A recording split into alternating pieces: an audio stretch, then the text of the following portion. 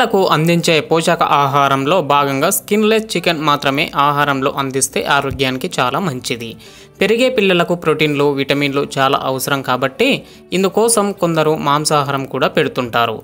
అలాంటి వారు స్కిన్లెస్ చికెన్ని మాత్రమే పిల్లల వంటల్లో చేర్చాలని, స్కిన్ తీయని చికెన్ ద్వారా కంటికి తెలియని బ్యాక్టీరియాతో పిల్లలు అనారోగ్య సమస్యలు ఏర్పడే అవకాశం ఉందని వైద్యులు హెచ్చరిస్తున్నారు. అందుచేత పిల్లలకు అందించే స్కిన్లెస్ చికెన్ని అయితేనే మంచిదని వైద్యుల అభిప్రాయం.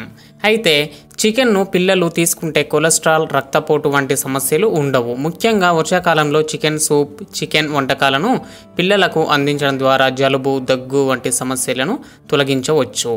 ఆహార పదార్థాల పట్ల పిల్లలకు అవగాహన ఇంటి నుంచే మొదలవ్వాలి.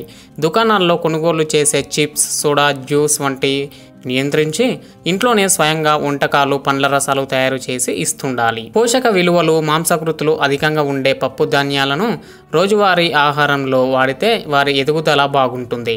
పిజ్జా, బర్గర్ వంటి వాటి ఉంచగలిగితే మేలు. భోంచేసే ముందు చిరుతిళ్ళు జోలికి వెళ్లకుండా పిల్లలను నిరోధించాలి. అలాగే భోజన సమయంలో టీవీ ముందు కూర్చోకుండా చూడాలని చైల్డ్ కేర్ నిపుణులు సూచిస్తున్నారు.